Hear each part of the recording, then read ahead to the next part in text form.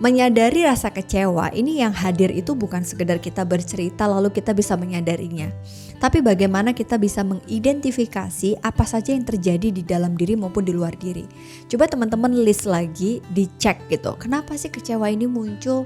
Identify lagi apa sih yang membuat dia itu merasakan kekecewaan ini sampai akhirnya dia bisa punya satu cara untuk melepaskan kekecewaan dia dengan shifting the position. Manusia seringkali bertanya tentang siapa diri mereka. Tanpa disadari, penilaian orang lain menjadi salah satu pembentuk identitas dirinya. Penilaian diri sendiri dan orang lain ini ternyata mendatangkan sebuah nilai yang dianut atau dipahami oleh manusia itu. Sebenarnya ini adalah hasil akurasi dari value yang dimiliki yang sebenarnya juga tergantung dari manusia itu. Apakah dia menyadarinya atau tidak?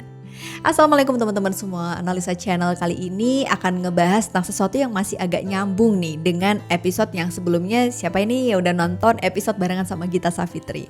Aku ngebahas banyak banget sama Gita, mulai dari ekspektasi, terus membangun resolusi, dan tentang relasi bersama pasangan kita atau suami istri. Aduh seru banget ya, yang belum nonton buruan nonton. Nah, ngomongin soal resolusi, ekspektasi, ini kayak biasanya tuh nyambung sama sesuatu yang relate. Pertanyaannya gini nih, aku takut banget untuk bikin ekspektasi atau resolusi karena aku takut kecewa. Jadi kecewa ini menjadi salah satu kata sifat yang merupakan sebuah perasaan sih, sebenarnya itu bagian dari salah satu jenis emosi yang mungkin ada orang yang tidak sadar dan tidak, karena sifatnya sesuatu itu tuh intangible atau gak kelihatan. Tapi orang-orang kecewa ini sebenarnya adalah sedang dihadiri oleh perasaan yang disebut dengan emosi, yang dia tuh merasa ada gap antara apa yang dia harapkan, ekspektasi, dengan reality itu ada jurang. Jadi semacam dia punya satu keyakinan bahwa dia gagal melakukan hal baik yang menjadi cara dia untuk merespon masa depan gitu. Nah, kadang-kadang pada saat kita merespon kekecewaan ini tuh beda-beda. Ada orang yang merespon kekecewaan dengan satu bagian yang dia sadari. Aku sempat baca di salah satu buku yang ditulis sama Jay Stevie tentang Think Like a Monk. Itu bagus banget teman-teman, kalau kamu mau cari tentang buku pengembangan diri yang aku rekomendasiin tuh ini gitu. Di buku itu diceritakan bahwa sebenarnya kenapa sih ada orang yang bisa tumbuh dengan motivasi yang besar, ada yang tidak gitu. Dan ternyata motivasi itu tuh tumbuh dari sebuah kondisi, salah satunya adalah kecewa. Jadi motivasi itu gak muncul tiba-tiba aja datang dengan kita punya satu passion atau desire untuk sukses tuh, no gitu. Desire untuk sukses itu ternyata hanya salah satu dari bagian motivasi. Ada 4 intensi yang membuat kita tuh bisa termotivasi. Salah satunya adalah kekecewaan. Jadi rasa takut kecewa lagi, fear, itu adalah salah satu bagian dari sumber motivasi kita. Karena kita takut belajar dari perasaan kecewa yang pernah muncul dan kita takut itu muncul lagi, sehingga fear ini bisa menjadi motivasi kita untuk do the best yang kita bisa lakukan. Yang kedua adalah desire, ya tadi kayak ada satu dorongan untuk melakukan lebih gitu kan. Nah, lalu yang ketiga adalah bagian yang suka memotivasi kita, ya tentu karena sebuah kewajiban, karena kerja adalah kewajiban, ada responsibility kita sebagai kepala rumah tangga, sebagai ibu, ini mungkin bisa menjadi salah satu motivasi yang cukup lazim dimiliki oleh orang-orang. Nah, yang terakhir adalah cinta atau love. Love itu tuh ternyata satu emosi yang bisa membuat seseorang ini bisa mengkawinkan 4 hal motivasi sehingga kecewa ini bisa menjadi satu hal positif. Oke, bicara tentang kecewa, ternyata kecewa bisa jadi motivasi kita loh.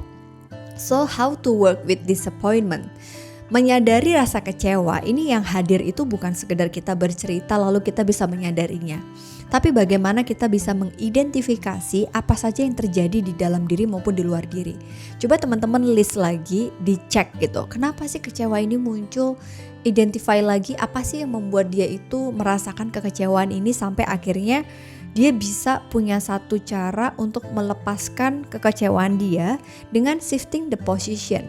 Mengubah sudut pandang yang tadinya itu kecewa diposisikan menjadi sudut pandang yang berbeda. Kayak semacam satu episode aku waktu itu bahwa resolusi 2021 ini bisa disikapi dengan satu peribahasa, every dark cloud has a silver lining gitu. Selalu ada kemudahannya kok, ada sisi baiknya kok. Nah, itu salah satu cara kita untuk menghadapi kekecewaan. So, play with that disappointment. Kemudian yang kedua adalah embracing disappointment. Menerima kehadiran kecewa itu adalah penuh kesadaran diri yang sangat level tinggi banget nih. Jadi gak semua orang itu bisa punya kemampuan itu. Aku ingat ada satu hal yang cukup memorable dalam ingatanku waktu kuliah. Dosenku tuh pernah ngajarin bahwa bernafas, musik, baca buku itu salah satu cara kita menyadari setiap perasaan yang muncul. Dan pada saat kita mengambil nafas, jangan lupa untuk mengenali kekecewaan kita. And then you can say to yourself that you can see your pain. I see my fear. I can see my pain. Dan dengan kita ngasih tahu bahwa aku bisa melihat kecewaku, sakitku di mana, dan sambil perlahan-lahan melepaskan nafas. Jadi begini teman-teman, bisa tarik nafas. I can see my pain. Coba dirasain deh. Sambil visualize, I can see my fear. And then pada saat kita mengembuskan, kita ucapkan pelan-pelan. And then I see you. I'm here with you. Jadi seolah kita mengembrace bahwa ketakutan itu ada, valid, tapi kita siap untuk ada di perasaan itu. Kemudian yang paling gampang nih untuk orang-orang yang sulit untuk melakukan visualisasi, kalian bisa read your feelings. Jadi coba dilihat hari ini kecewanya 1-10 berapa sih terhadap sumber kecewaan kita. Besok berapa sih sumbernya? Terhadap sumber yang lain berapa sih rate-nya? Dan setiap proses untuk menurunkan rating kekecewaan kita itu adalah bagian yang harus kita hargai. Dan caranya beda-beda. Ada yang menemukan pola, jadi find the patterns. Kayak pola apa memahami kekecewaan itu dengan sebuah aktivitas yang menyenangkan. Mungkin escape dulu dengan melakukan hobi, kesukaan, olahraga, apapun itu. Tapi jangan lupa, tetaplah bersabar. Karena sebenarnya kalau kita bicara tentang kecewa, this is the time for us to play, bahwa kita bisa bermain di dalam playground kehidupan. Kayak waktu sempat aku bahas sama Gita. We can grow and we have to play dalam kekecewaan itu. Jangan pernah lupa bahwa manusia itu dalam sebuah playground dan kita diminta bermain tapi juga belajar menemukan pola dan makna. Mereka yang paham aturan mainnya tentu tidak akan mudah kecewa. Mereka akan lebih mudah menemukan sumber bahagianya.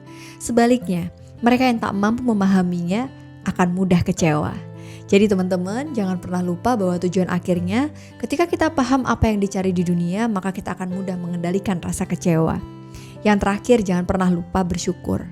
Rasa syukur, gratitude, dan dengan memberi, ternyata memberi sesuatu apapun itu, memberi ilmu, materi, perhatian, sayang, cinta, waktu, itu adalah satu hal yang membuat kita tuh menjadi lebih bahagia loh. Give and gratitude adalah salah satu cara kita untuk bisa melepaskan kekecewaan. Jadi bagi yang kecewa, coba dilihat amal sedekahnya. Terus bagi yang belum merasakan cukup, coba dilihat bagaimana kebahagiaan kita, apakah kita sudah bersyukur dan lain sebagainya.